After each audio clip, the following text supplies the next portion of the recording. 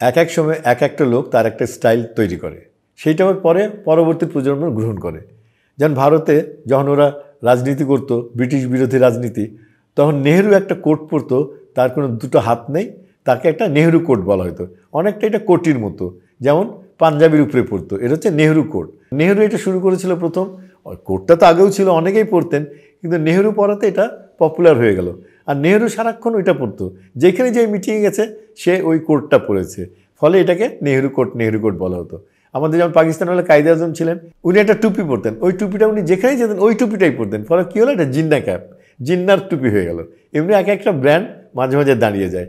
1960 সালে যারা রাজনীতি করতেন তারা পায়জামা পাঞ্জাবি আর কাঁধে একটা ঝোলা ব্যাগ থাকতো, ওই ব্যাগের মধ্যে কলম কাগজ, তারপরে কিছুটা হয়তো তার খাবার, একটু পানি, কিছু টাকা পয়সা, এইসবই থাকতো। এই ছিল তখনকার রাজনীতিবিদ। এরা কিন্তু সকলে একদম ধরতে গেলে নিরলস রাজনীতিবিদ। এরা কোনো অর্থের লোভে রাজনীতি করেনি, এরা কোনো মোহে রাজনীতি করেনি, এরা ওদের পপুলারিটির জন্য রাজনীতি করেনি, এরা সত্যিকার অর্থে মানুষের উপকারের জন্য রাজনীতি করেছে।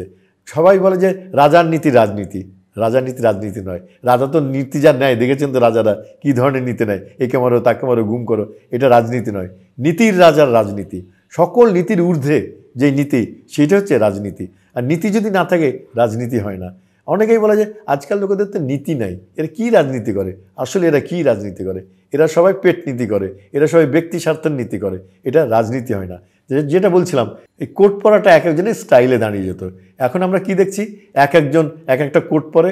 সেই প্রধানকে খুশি করার জন্য দলের সবাই ওই কোট পরা শুরু করেছিল। ওই কোট পরে না হলে যেন মনে হচ্ছে সেই দলেরই নয়, তার এখানে একটা ইউনিফর্মের মতো হয়ে যেত। মাঝখানে গিয়ে শুরু হলো সাফারি। সাফারিটা শুরু হয়েছিল যারা বন জঙ্গলে শিকার করবে, সেই শিকারীরা সাফারি পড়তো। কয়েকটা পকেট ছিল বেশি, ওই পকেটের মধ্যে তারা গুলি টুলি নিত, ইত্যাদি নিত, তাই সাফারি ইউরোপিয়ান ড্রেস। পরে কী হলো, বাংলাদেশের এক নেতা উনি ওটা পড়া শুরু করলেন। যেই উনি ওটা পড়েছেন, বাস দলের সবাই সাফারি, ইভেন কাজের লোকটিও সাফারি, ড্রাইভারও সাফারি, উনিও সাফারি। তো এটা কোনো খারাপ কিছু নয়, সবাই পড়তে পারে, যে ব্যক্তির ব্যাপার, তারা হয়তো তার নেতাকে শ্রদ্ধা করে পড়ছে, এমনি পড়ুক। কিন্তু আমি কি দেখছি, যে এমনি হয়তো কোর্ট হয়তো বদলাচ্ছে, কেউ সাফারি পড়ছে, কেউ নেহেরু কোট পড়ছে, কিন্তু সমাজ ব্যবস্থা বদলাচ্ছে না। যেই আসুক, ওই যেই লঙ্কায় সেই হয় রাবণ, খালি অর্থ অর্থ অর্থ, ব্যক্তি স্বার্থে চলে যাচ্ছে। ইদানিং আমরা দেখলাম 5ই আগস্টের পরে আমাদের যে প্রধান উপদেষ্টা, উনিও এক ধরনের কোট পরেন। উনার ড্রেসটা দেখলে বলে কত নিরাভরণ, কোনো রকম দামি স্যুট টাই কোট টোট পরছেন না, সামান্য একটা কোট পরে, সামান্য একটা চাইনিজ ফতুয়ার মতো পরে উনি ঘুরে বেড়ান। ভাবলে অবাক লাগে, একটা দেশের প্রধান, ইচ্ছে হলে উনি কত দামি জিনিস পরতে পারতেন, কিন্তু উনি পরেন না। এটা হচ্ছে এক একজনের স্টাইল। উনি সত্যি মানুষের উপকারের জন্য দেখাচ্ছেন যে আমি এইগুলো পরি, এগুলো অন্য লোকেদেরও পরা উচিত। যারা একটু বড় অফিসার হয়, এত দামি কোট প্যান্ট পরার কোনো অর্থ হয় না, কারণ দেশের তো সবাই গরিব।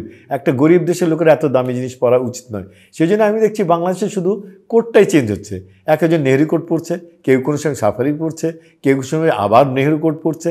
এই কোটই খালি চেঞ্জ হচ্ছে, কিন্তু সত্যিকার অর্থে সমাজ ব্যবস্থা বদলাচ্ছে না।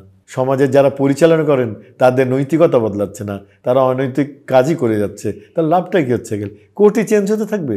এইবার 5ই আগস্টের পরে যারা দায়িত্ব পাবেন তাদের উচিত হবে কোর্টের রং বদলানো নয়, কোর্টের শেপ বদলানো নয়, কোর্টের স্টাইল বদলানো নয়, এবার সমাজটাকে ঠিক করে দেন, সমাজের রং বদলে দেন।